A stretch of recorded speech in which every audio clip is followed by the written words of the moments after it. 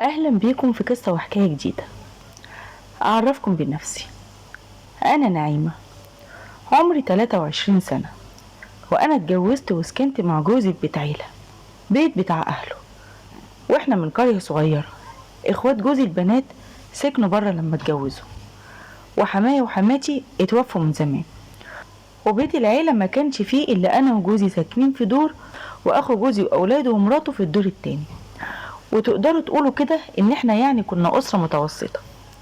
وجوزي كان بيشتغل في بلد جنب بلدنا، وكان بيروح ويرجع كل يوم، بس ساعات كان هو بيبات هناك. وانا كنت اتجوزته من سنتين وما عندناش اولاد. بس لما رحنا كشفنا انا وهو، الدكاترة قالوا لنا ان جوزي هو اللي عنده المشكلة، وكان بدأ يتعالج علشان يخلف. بس بصراحة هو كان كويس قوي معايا، وكل اللي كان بيكسبه من شغله كان بيجي بيديهولي، وكان كريم قوي معايا، وكان دايما يقولي اصرفي على البيت وهاتي اللي نفسك فيه. لكن هو كان بيقعد في شغله طول النهار، ولا اما بيرجع من الشغل تعبان ويدخل ينام، بيدخل ينام على طول. لا اما كمان كان بيبات بره، وممكن يفضل بايت بره كده باليوم واليومين. وانا مش بشتغل، انا كنت دخلت المدرسة زمان وطلعت منها من غير ما اخد شهادة. واخو جوزي كان اكبر مني بكتير، يمكن كده بحوالي 15 سنة. ومراته اللي هي سلفتي كانت برضو كبيرة، وهم كانوا عندهم ولد وبنتين. البنتين كانوا خلاص اتجوزوا وراحوا سكنوا بره مع ازواجهم، لان احنا من عوايدنا كنا بنجوز البنات بدري، وما كانش فاضل مع اخو جوزي ومراته الا احمد، واحمد يبقى ابنهم الصغير. وانا لما اتجوزت وسكنت في بيت العيلة كان عمري وقتها 21 سنة، واحمد ابن سلفتي كان عمره 16 سنة، وكان في اولى ثانوي. وانا عمري ما اتصورت انه هيكون ليا مع احمد حكاية كبيرة كده. هقول لكم ازاي. انا لما كان جوزي بيسافر او بيبات في شغله، كنت بصراحة كنت بخاف في الاول اني انا ابات لوحدي.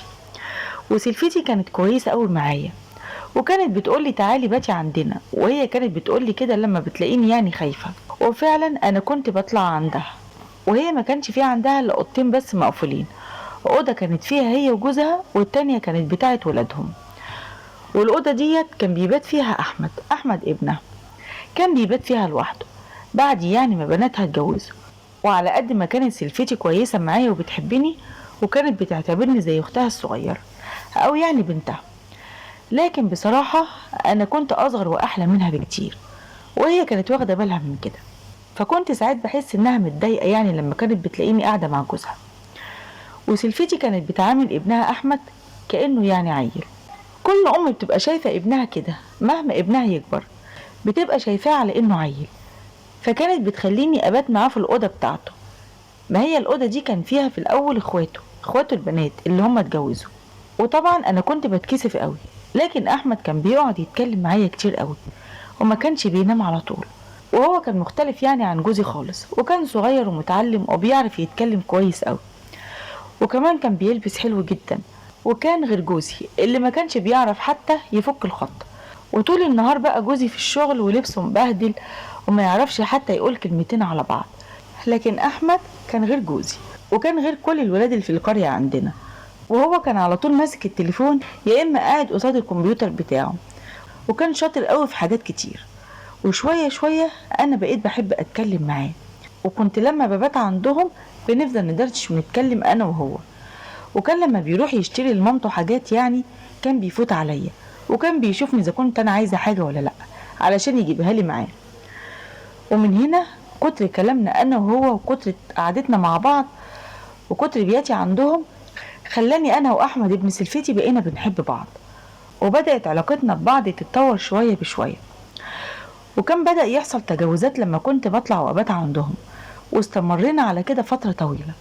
لكن بعد كده انا بدا ضميري يأنبني، وكنت بقعد افكر اللي انا بعمله ده حرام وغلط. وكل مرة كنت بطلع عندهم لما كنت بنزل شقتي كنت بفضل قاعدة زعلانة، وكنت بقول بيني وبين نفسي كده دي هتكون اخر مرة، وانا خلاص هبطل اطلع ابات عندهم تاني. لكن ما كنتش بقدر ان انا ابطل، وكنت برضو بطلع تاني، لاني بيني وبينكم الوحدة صعبة قوي. وانا كنت طول النهار والليل قاعدة لوحدي من غير ولا جوز ولا عيل ولا اي حد معايا. وطبعا ما كانش في حد خالص ممكن يفكر ان في حاجة ما بيني وما بين احمد ابن سلفتي. وشوية شوية اتطورت علاقتي باحمد، وبقيت على طول لا اما بكلمه او بيكلمني في التليفون، لا اما بطلع ابات عندهم، يا اما كمان كان بيجيلي وجوزي في شغله. وبعد كده بشوية انا ما بقيتش طايقة جوزي خالص ان هو يجي البيت، لاني طول ما هو في البيت انا ما كنتش بطلع لسلفتي، ولا كان احمد بيقدر ينزل لي، ولا حتى كنت بشوفه. فساعات لما كان جوزي بيجي بيبات في البيت يعني انا كنت بتلكك واتخانق معاه لأتفه سبب. كنت بدور على اي حجة كده ان شاء الله كنت افهم علشان اتخانق معاه بسببها، وده علشان اسيب له البيت واطلع ابات عند سلفتي.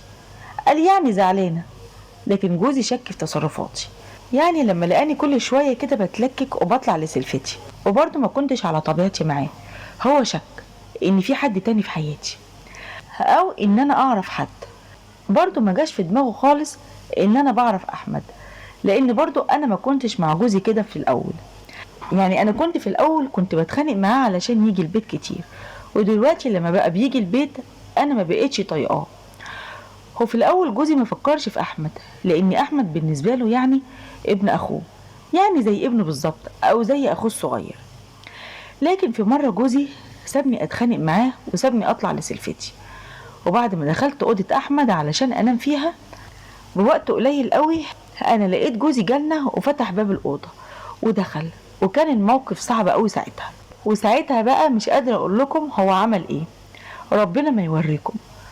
طبعا شافني انا واحمد مع بعض، وما اقولكوش على اللي شافه، يعني اكيد انتم فاهمين. وساعتها بقى مش قادره اقول لكم هو عمل معايا ايه، ربنا ما يوريكم. وطلقني ورجعني لبيت اهلي، وده طبعا بعد ما البلد كلها اتفرجت عليا وعرفت ان انا اتطلقت ليه. وطبعا هو ما ادانيش ولا مؤخر ولا نفقه ولا حتى الحاجه اللي في القايمه، ولا اي حق من حقوقي الماديه، وخلاني اتنازلت عن كل حاجه وقت الطلاق. ودلوقتي انا عايشه مطلقه بقالي كام شهر كده في بيت ابويا، ندمانه كل الندم على الغلط اللي انا عملته ده. ومش قادره اقول لكم ازاي انا اهلي نفسيتهم تعبانه جدا، وحالتهم عامله ازاي بسبب الفضيحه اللي هم اتفضحوها ديت قصاد اهل البلد كلها.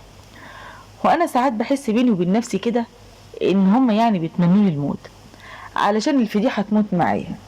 بس برضو رغم كل ده انا مش قادره انسى احمد. احمد عوضني عن حرمان جوزي وغياب جوزي وعوضني عن حاجات كتير قوي انا ما كنتش عايشاها. احمد كان بالنسبه لي كل حياتي، رغم ان انا دلوقتي خلاص سبت البيت كله وجوزي طلقني، بس برضو مش قادره انسى احمد. انا عايزه اكلمه باي طريقه، مش عارفه الصراحه اعمل ايه، ولا اتوسط لناس ان هم يرجعوني لجوزي. بس ازاي اوريله وشي تاني بعد اللي حصل مني ده؟ يا ريت اللي عنده اي نصيحه يقول لي عليها بس بدون تجريح، لان اللي جرب الوحده زيي اكيد هيحس بيا، واكيد هيحس باللي انا عملته كويس قوي. يا ريت اللي عنده نصيحه يقول لي عليها، واللي ما عندوش نصيحه بدون تجريح ما يقولش حاجه. ودي كانت حكايتي معاكم النهارده، اتمنى تكون عجبتكم. ما تنسوش تدعموني بلايك واشتراك في القناه.